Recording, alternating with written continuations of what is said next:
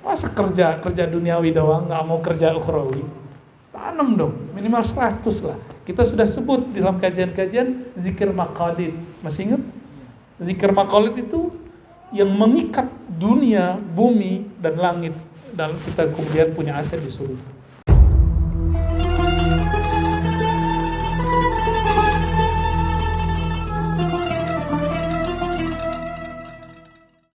Loh, Aras kan tempatnya Nabi Muhammad bermunajat kepada Allah.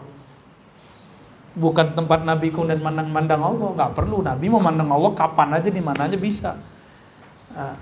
Kita ulangi ya. Ketika antum sholat di sini, lain gak pahalanya sholat di Mekah, di Ka'bah? Ayo, berapa bedanya? 100 ribu. Di Ka'bah bumi loh. Kalau antum sholat di Ka'bah langit loh. Setiap hari masuk 70.000 malaikat dan tidak pernah keluar lagi sampai kiamat. Maka orang yang sholat 5 waktu dikasih pahala itu, pahala tawafnya malaikat ya, pahala tawafnya malaikat. Boleh juga tuh disebut Ka'bah Baidah wal Baitul Ma'mur, demi bait wal Baitul Ma'mur, demi bait yang ma'mur. Ma'mur itu ramai, yang diramaikan para malaikat. Ternyata ini hanya malaikat itu. Nabi Ibrahim nongkrong di situ. Nabi Ibrahim nyandar di situ. Ketemu Nabi Muhammad. Apa kata Nabi Ibrahim? Wahai Ananda Muhammad. Secara zahir kan Ananda. Ya, Nabiullah, Nabi Saleh. Sampaikan salam kepada umat. Salam dariku. Tuh, antum dapat salam loh dari Nabi Ibrahim. Ya. Surga itu subur, tapi tanamannya belum ada. Tanamlah surga itu dengan bacaan subhanallah, alhamdulillah, la ilaha illallah, Allahu akbar. Udah nanam belum hari ini? Masa kerja duniawi doang, nggak mau kerja ukhrawi? Tanam dong, minimal 100 lah. Kita sudah sebut di dalam kajian-kajian zikir maqalid. Masih ingat? Zikir maqalid itu yang mengikat dunia, bumi, dan langit. Dan kita kemudian punya aset di surga. Kalau hitung-hitungan nih, kalau hitung-hitungan. Dan satu subhanallah, ada satu pohon besar di surga. Ya. Kata Nabi, tuba liman ra'ani, beruntung yang melihat aku. Lalu sahabat tanya, apa itu tuba wahai Rasulullah? Nabi menjawab, tuba itu syajaratun fil jannah, pohon di surga, masiratu mi'at am. Kalau orang jalan di bawah pohon itu 100 tahun baru selesai. Jadi satu pohon antum melewati 100 tahun. Ajib nggak tuh? Wadan itu nikmat, buah-buahnya, rindangnya. Angin surga itu jika dia bertiup sampai di pohon, dia mengeluarkan suara musik yang lebih indah dari semua musik antum dengarkan hari ini. Kalau angin, indahnya bukan main.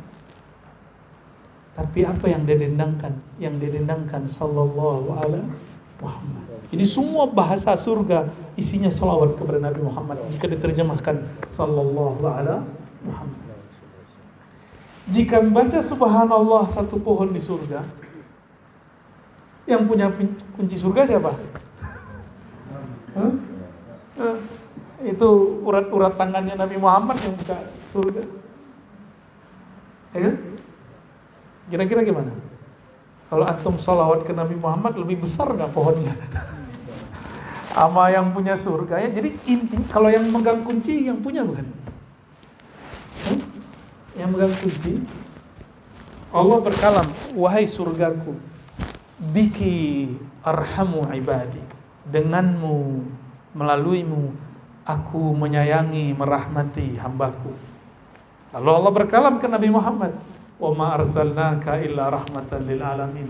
Tidak aku utus engkau wahai Muhammad kecuali sebagai rahmat. Aku menyayangi umatku. Nyambung enggak? Surga sama Nabi Muhammad. Maka siapapun yang bersolawat sekarang di bumi, dia sudah masuk ke taman-taman surga. Taman surga itu ada ketenangan di situ. Tenang, damai. Yang enggak solawat, gelisah. Itu kalau ada taman surga, ada taman neraka nggak? Apa dong? Padang tandus neraka, itu dia. Antum gelisah.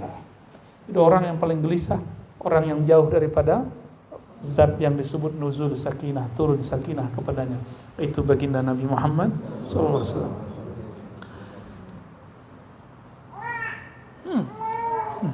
Wal Qur'anil azim, ya. Jadi kita tidak kemudian keluar dari akidah Ahlussunnah kita dan mengatakan Quran itu makhluk, tidak, enggak boleh. Al-Quran kalamullah ghairu makhluk. Quran kalamullah bukan makhluk. Yang ada pada zatnya bila harfin wa sautin. Ketika sudah ditulis, kertasnya makhluk kan? Tintanya makhluk kan? Kalau dilafazkan bunyi suaranya makhluk kan? Kecuali antum udah jadi Tuhan. Memang ada makhluk jadi Tuhan. Ya, disinilah kekeliruan dua aliran. Satu Mu'tazilah mengatakan Al-Quran itu makhluk. Itu apa buktinya ada Quran? Itu makhluk, itu makhluk. Ini makhluk. Hurufnya makhluk. Kata Mu'tazilah.